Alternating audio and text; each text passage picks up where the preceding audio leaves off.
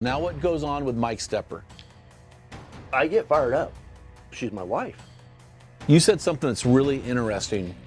You said women want to know they have value and that they're worth something. I translate that as women want to be pursued, right? So you give a gift from you that could be mistaken as pursuing her. So what does that teach us as husbands about our role with our wives? Well, my initial reaction to that question would be, Men in the Arena Army, we salute you. Hey guys, thanks for listening to this episode of the Men in the Arena podcast. I'm Jim Ramos, your host and guide, leading you to your best version in the stress bubble of life and beyond. Hey guys, today is one of our Average Joe episodes, but guys, make no mistake about this. When I mean average, these guys aren't average. These guys are friends of mine, they're local, they're crushing it in life, and they've got something to offer to you. You're going to love today's episode with my friend Mike Stepper. Mike has been married to his beautiful wife, Carrie, for 29 years. I want to say 30 so bad. I'm sure she'll keep him for another year. So almost 30. He got 2 adult sons. One of them had a great hunting experience with Eli this year. We had a great 4-man limit. Man, that was so fun. You can invite us back anytime. Anyway, you bet. Mike runs a large cement company, and then Mike also volunteers for us at Men in the Arena. He's in charge of our security. I've known Mike now almost 15 years. So, Mike, it's great to have you on the show, man. Great How to you be doing here today? I'm doing good. Thanks for having me, man. Well, I'm excited, man. So we're going to talk about Guardrail number 9 9 this week. So you're one away from the last, and the funny story about this is we realized we missed a guardrail. So I'm like, man, who do I call? And I want a guy that's been married for a while, who's seasoned in marriage. I want a guy who I like. I want a guy who's doing well. And you were actually the first guy I called. Oh, man. So we're excited. So what did you think? You've heard me preach a sermon on this. Mm-hmm. You've been involved in the chapter, dove into the chapter. Do you have any thoughts or comments or questions or concerns or harsh judgments? Harsh judgments? No harsh judgment. Well, my first comment, we were talking earlier that that the Queen of Sheba, she's dark skinned. Yes. And I didn't realize that, or didn't put 2 and 2 together, that she's the one talking to the other women, is what we can say, and say, hey, don't be jealous of me because I'm dark skinned.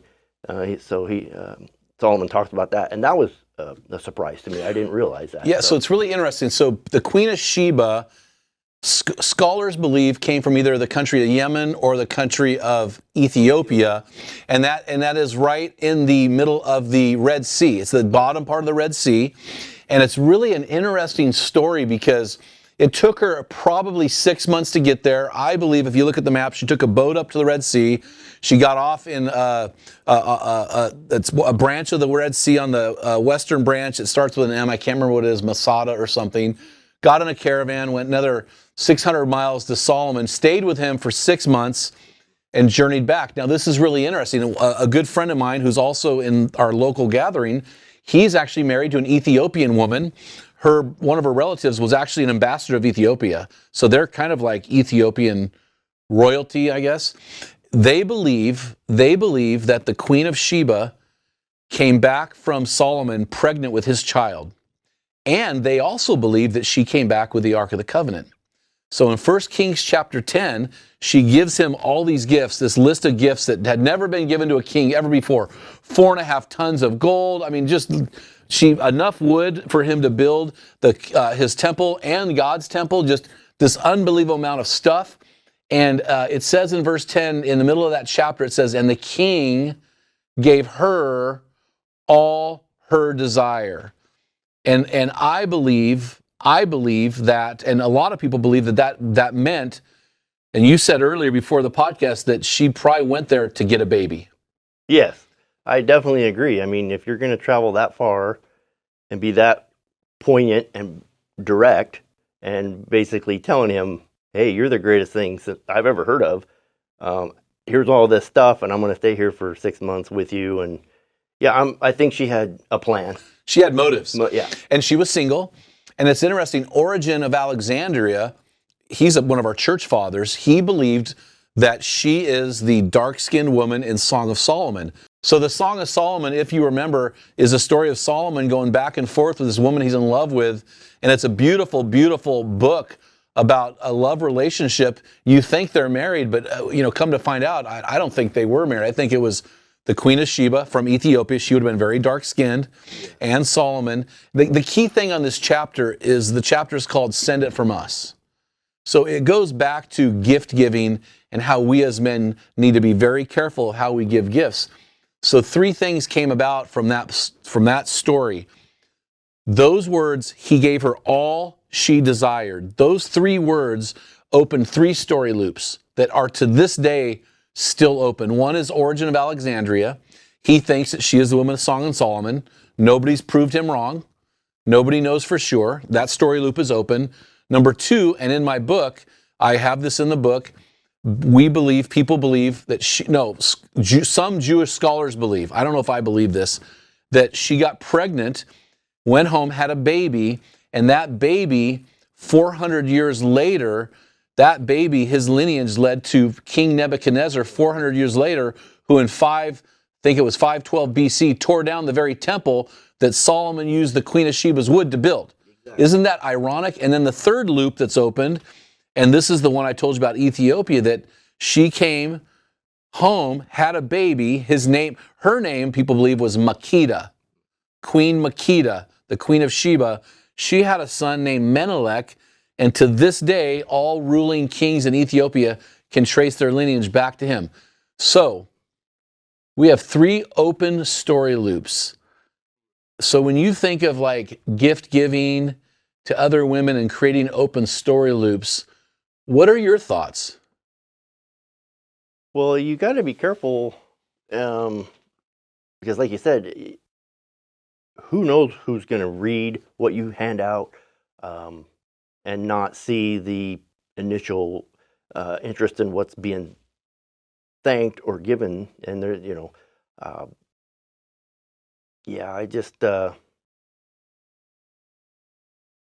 I don't do it.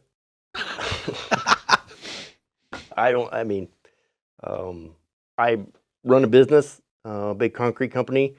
We have lots of female employees that are in the office. Not once does my door close in my office when they come in to talk to me. I just don't do it. I have a window actually that is open to the whole other office area, so everybody can see me in my office. So I have no women coming in there, and people can see. Whenever we do some sort of thank yous, if somebody in the workforce did a great job that month, or we'll send them like a flower basket or a card, and it's from the company, not from, hey, this is Mike, I really appreciate what you did, and then slide it under the corner desk to where only her and I see it, or that just doesn't happen. So I had the weirdest thing happen yesterday. We interviewed Michelle Lentz from Chicago yesterday. She has on Instagram, she's got an account called Hey Beginner Wife. But in one of her videos, she talks about when she was a young mother, pregnant with her 5th child, she went to look for a pediatrician. And the pediatrician was this handsome man. Instantly, she recognized, man, this guy's handsome, almost as good looking as you, Mike. Here's this handsome guy, and he said to her, "Oh wow, you've got a family of 5." Here's what he said. He goes, I sure appreciate that. I sure wish I had a large family of 5. My wife made me stop after 2. And that opened up a story loop in her heart, and she started playing out, oh, well, what if I could give him, and she started to kind of unwind until she pulled a friend into the situation. She confessed it, and it went away. But here's the thing. We do not know. This is the issue. We do not know what's going on in that person's heart when we give a gift, right? And so this chapter is about when you give a gift to a woman. There's another chapter that's similar called Compliment with Caution. We need to be very careful to use plural personal pronouns, we, us, our. You said this is from the company. I mean, it's okay to write you want them to feel good about their performance, but what happens if they start feeling good about Mike Stepper? I haven't had that happen that I know of. Yeah. But it's funny because I'll be walking down the street with my wife or in a restaurant with my wife, and some gal will walk by and she totally checking you out. And I have no clue. Yeah. I'm just that naive, I guess. But it happens. I mean, you think it's silly stuff, but I got a new truck in the last couple of years. That truck is awesome. What color is that thing? It's like wine glass green. Yeah, it's green with like a gold flake in it. Oh man, it's awesome. It's weird. Women comment on the truck. It's just a truck. And, oh, love the color or like those rims. And so, that's can start some stuff. Well, what they're really saying is, oh, you're sure successful. I've never seen that color. Yeah. So let's flip the script. Okay. I don't want to throw a curveball at you, but let's flip the script. You have a beautiful wife, been married, we're going to call it 30 years because I'm going to round up. I believe that you're going to make it 30. She's in a band. We've gone and listened to her sing, love her band, love her voice. So let's say you're at a bar. She'll play in a bar, she'll play wherever. Not a big deal. Let's say you're in there, you're watching her play, you're there with her a lot. I get invitations from you all the time. So you're in there watching her play, she's doing her thing, and you notice somebody comes up to her, another man at the bar, and says to her, "Man, you have a beautiful voice. I really appreciate that. Here," and he hands your wife a beer. "This one's on me." Okay. What goes on in you? Now this could be a homosexual man. This could be the owner of the bar. This could be a man with his wife who's married. We don't know who this guy is. He just handed your wife a beer on him and said, "I really appreciate your voice. It is beautiful." Now what goes on with Mike Stepper? I get fired up. Why? Well, she's my wife. I mean. And what did that guy do? And that guy he doesn't know you're there. He doesn't know I'm there. She's got the wedding ring, but he doesn't care. No, it doesn't matter. That guy doesn't care about that. Yeah. And the funny thing is, it's happened. It's not. Yeah. It's not. Well, I figured it would. Not necessarily buying her drinks or anything like that. But there's guys that'll walk right up to her while she's singing and dance in front of her and just stare her down. And I'm in the audience and I'm thinking, dude, this was not good. I get a little, defensive, but she is so good at just no response. She loves Jesus. She's committed to you. It took her too long to train you. She's not gonna screw that up. Right. Yeah. So, I've never had to say anything to stop the advancements or anything like that because she's so good at just, dude, really, it ain't happening. Mm-hmm. Like I said, it happens a lot. So, but here's the thing. You get fired up. You said, I get fired. Honestly, my wife's a flight attendant, and she's a beautiful woman, like Carrie. She's a beautiful woman. And she's had guys make comments to her. For sure. And they happened at 36,000 feet, 5,000 miles away, but I want to go rip somebody's face off. I want to go hyena on them, just bite them in the face.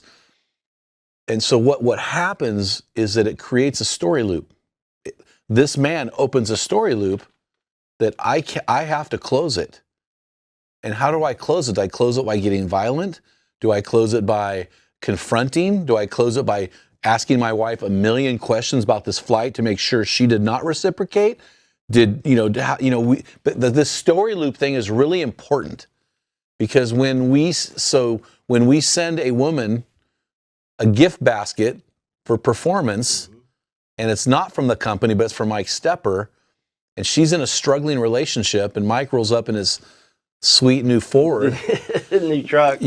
What does it do to her? Well, she's gonna look up and somebody's paying attention to me. Yes. Okay.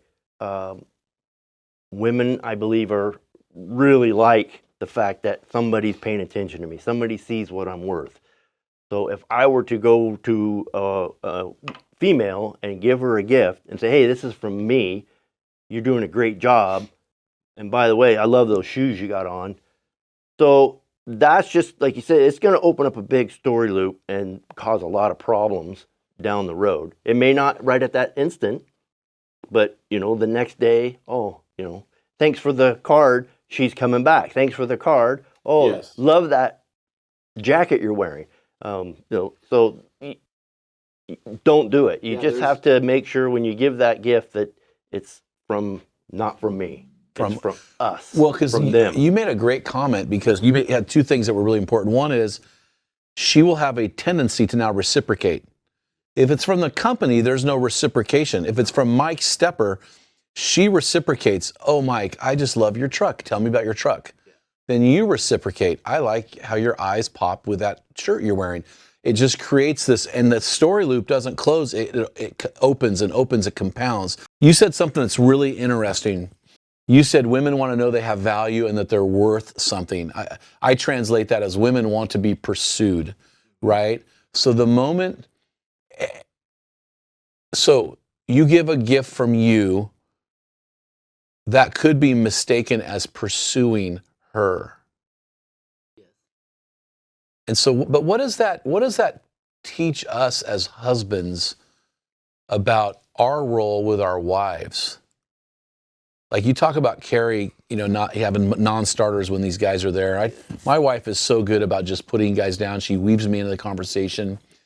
Why do our women do that and a lot of other women don't? But my initial reaction to that question would be, our wives are Christian women that love God. Yes. I think that's huge. Yes. They have a sense of boundaries. They have a sense of direction from God.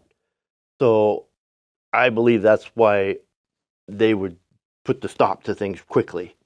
If you don't have that background, it's a lot easier just to keep going with the whatever they're giving you. And I think we're that way. We're Christian men. We're not pursuing. So why would we want to give a female a gift just from us? That's just asking for problems. Well, I know we're beating a dead horse here a little bit, but let me tell you what happened let me tell you what happened this morning. So this morning I got up, I had a podcast interview. I was on a podcast at 8 o'clock, radio show at 8 o'clock this morning. I got up at 5:30, I go downstairs. My wife got in at 10 o'clock from a flight to Puerto Vallarta, right? So two things happened. First thing is we are in love with this company right at the airport in Puerto Vallarta. They make marlin burritos. It's the best burrito I've ever had. Every time my wife goes to Puerto Vallarta, she comes back with a half of marlin burrito. She eats half, she gives me a half. So in the fridge is a marlin burrito for me. That tells me, hey, you're my man, I love you. This morning I got up at 5:30. I did what I do every morning. I made my wife her favorite cup of coffee. Coffee press, heavy cream in the bottom, frothed half and half on top. And I didn't press the press all the way down. I made myself a cup of coffee as I read the Bible. I might have watched the hunting safari video. Maybe watched one or two. Prepared for a podcast. My wife texts me. I get a text. Did you make coffee? Okay. She knows I made coffee. Mm-hmm. But I played her little game. I said, yes, honey, it's down here waiting for you. Mm-hmm. So I'm playing her game. I know it's coming. She goes, oh, I was hoping you could bring it to me. I said, I'm on my way, honey. She responded, I was just kidding. No, you weren't. What she was doing with me, and I love this she was saying, am I worth you walking up 15 flights of stairs to bring me my coffee? Am I your queen? Or am I a pauper? And so what I did, I won this morning. I don't always win, Mike. This morning I won. I brought her the coffee. Hey, baby, it's just like you liked it, right? And so what happens is when I pursue her heart and I fill her love bank, right? When she goes out there, she's not needing anybody else to do it. I've already done it. So she is, okay, I just had this weird analogy. I'm like vaccinating her kind of. I'm like injecting this love potion into her, and it's creating a protection against other men. So when your bride is doing her thing and she's up there with her ginger hair rocking it, Well, it's funny that you should mention stuff like that, but I'm always in the audience giving her affirmation because she's looking at me and I'm smiling. Oh, are you serious? Oh, dead serious. So when she's playing, she's looking at you? For sure. She'll look at me. What is that? Why is she doing that? She's looking for, how am I doing? Am I thinking, okay, how do I look? Am I good enough? Am I good Am enough? I pretty Am enough? I Is pretty my enough? voice?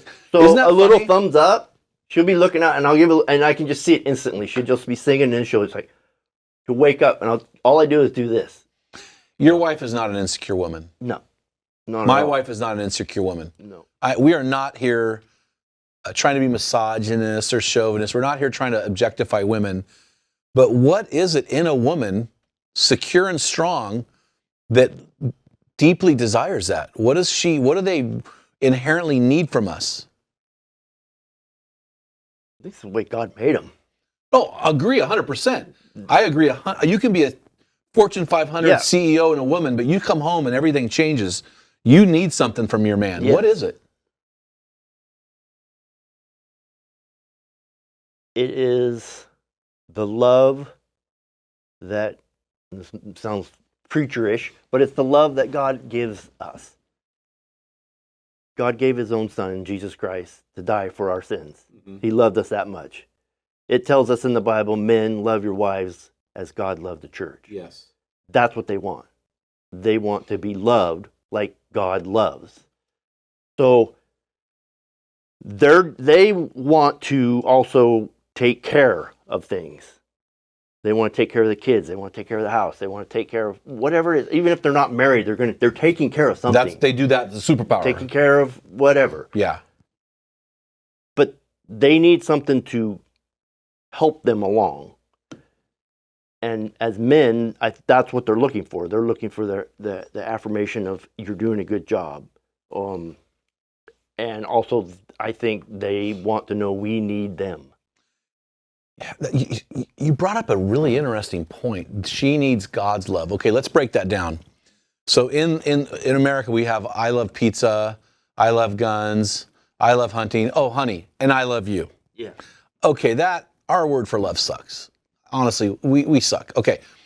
In Greek, 3 words for love, right? Yeah. 3 words for love. In John 21, we see this with Jesus and Peter in the interaction. Yeah. Jesus says, do you love me? And Peter says, I phileo you. Jesus said, do you agape me? Do you love me? Jesus responded again, I phileo you. Jesus finally said the 3rd time, do you phileo me? And then Peter said, exasperated, God, you know I phileo you. But the dialogue was not the same word. Jesus used agape. So there are 3 words in the Greek language that for love. There's eros love, which is slap your booty, let's get naked, let's roll. Eros is lustful love. Like I want to, do we have to explain this? Eros love? No. Good love. It's like, give me good love. Yeah, exactly. Phileo love is brother. You and I would say I love you. You're a brother. I love you as a brother. There's no weird gayness there. Good game. You're good game on the butt. No problem. We're not gay. Anyway, and so we're brotherly love. So that's the second one. The third one is agape love.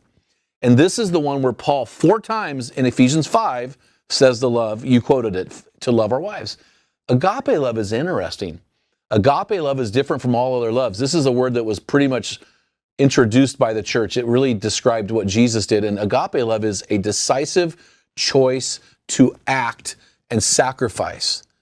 So the fact that you even showed up to watch your wife in concert is a decisive choice to act and sacrifice one thing for something else. So she's in the audience and she's looking at you. I mean, I agree with you 100%. She wants God's love. And she's asking you, are you choosing me?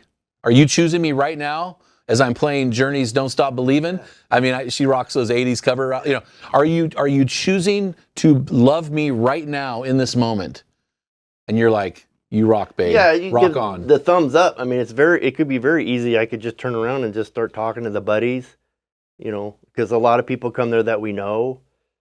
Yeah, we were there when I was like 6 other couples. Yeah, so I try to do that when they do a break. So when she's not singing, I'll go mingle. But when she's singing, she needs you to choose her. Yes. I think that's the inherent need of a woman. Yeah. John Eldridge, in his book Wild at Heart, wrote it in 2001, still just selling millions of copies. Well, a lot of copies. He said every man needs a beauty to rescue. Women, they don't need rescuing, but we need to rescue them. That's our job. We need to let them know, I choose you. You're valuable. You're worth. And Queen of Sheba shows up on the scene.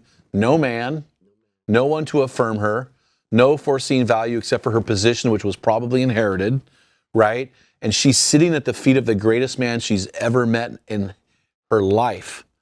And she has this there's this long discourse where she compliments him, and blessed are your servants, blessed are your men, but she never says, blessed are your 700 to 1,000 wives. 700 to 1,000 wives. She never brings them in, which tells me she had ulterior motive. And so so what she was wanting to know from him is, I came hundreds, thousands of miles because of you, but will you choose me? And then these words come up that have opened 3 story loops that are still open. And he gave her all she desired. Well, think about it from his perspective. He's the king. He's got everything he wants and needs. This queen comes up who has everything she wants or needs, but she's complimenting him. She's pursuing him. She's saying, dude, look at me. You're more than what You're more than what I want. And as guys, if women do that to us, we like it. And here, let's play this out even more. Man to man, just spitballing. Yeah. He's got 1,000 wives. They're probably mostly Jewish or mostly local. Here comes this black, like she's dark-skinned woman. He's never seen anything like it. Right? He's never, another goal for him to conquer. And I do believe there was some objectification there, because he got her, he had sex with her. I believe he did. I can't prove it. I believe he did. I believe she went away pregnant. He did nothing to support her. He did nothing to raise the son. He did nothing. He objectified her and put her in his stall, but in that moment, he added value. And she, like you're talking about giving gifts, she bring up all these gifts to him from me, from her. From her. Look what I'm giving you. Exactly what you're not supposed to be doing, because that's just going to open a story loop. Clearly like you're talking married. about. Clearly he's married. He's got, he knows what's going on. She knows what's going on. So doing that, from me, it's just building up his ego. Do you think they were doing a little dance there? Like they both knew what was going on? Probably. Do you think that's pretty common with people today? There's a little dance going on, like I'm going to give you this. Are you going to give me that? It's a back and forth. Well, here's the problem. Yes, I would say we're doing this dance thing, but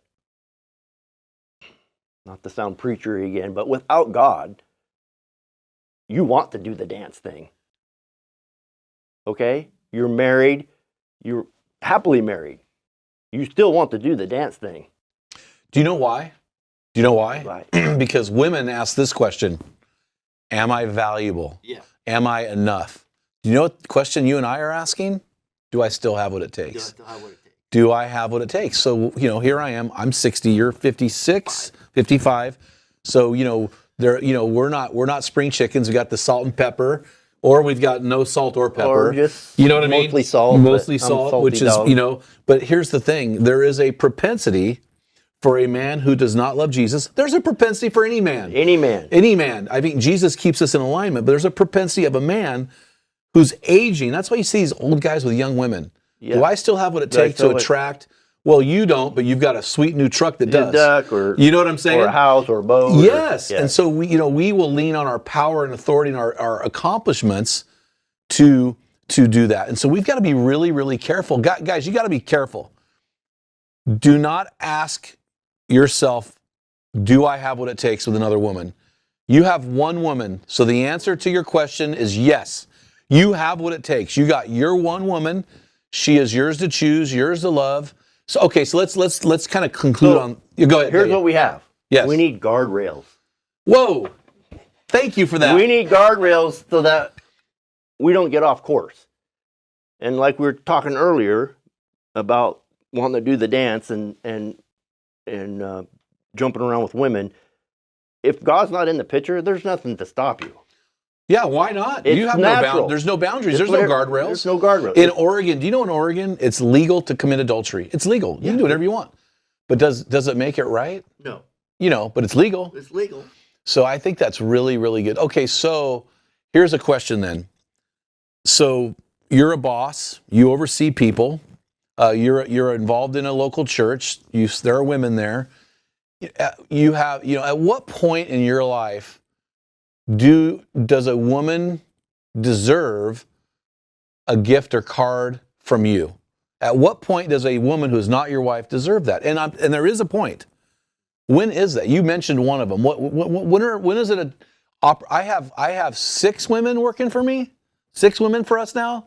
I have 6 women working for us, and 5 of them have words of affirmation as their love language. So if I'm going to be a good boss, I'm going to find ways to affirm them and gift give. But what is the appropriate way to do it, and when? So we have a gal that she's retiring in June.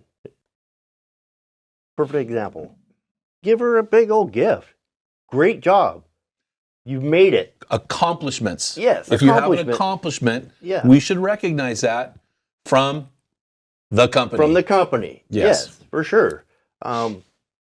Maybe the neighbor lady mowed my side of the driveway one time.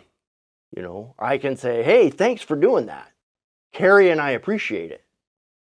Affirmation. Affirmation of a job well done. Yeah. It's really funny.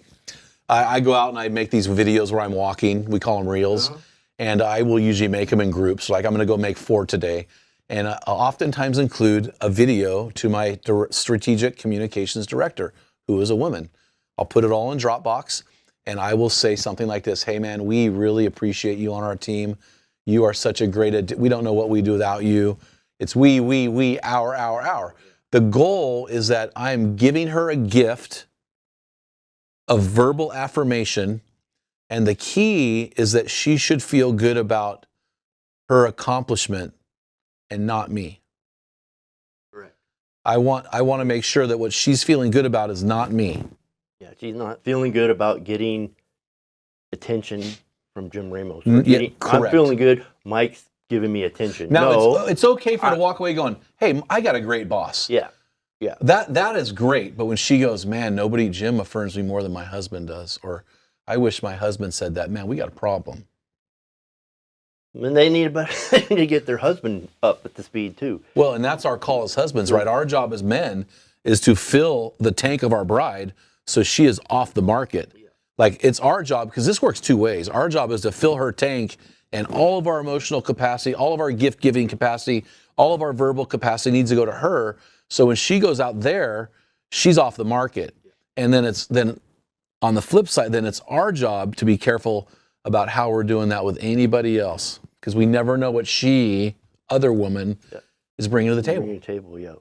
And for some reason, it's funny, because if my wife went somewhere or was on vacation by herself somewhere, I wouldn't even worry. I trust her, Flip it around, if the man goes out and goes on vacation or goes somewhere without her, that there's a possibility of meeting other women. I have a tendency to think the women are a little more not so secure of what we're doing out there. Oh yeah, because based on history. Because they're based on history of being a man. Yeah. Unfortunately, my wife has history of men abusing her. Yeah. So she has an already set thought in her brain that says, She's this is what guys do. Kind of a blinking light going off in her mind. This is what guys do. A very abusive dad verbally and just bad men in her life. Yeah. And so her instinct is men are bad, and they did this to me. I'm going to change something you said, because I know you agree with me on this. Yeah. I'm going to say this.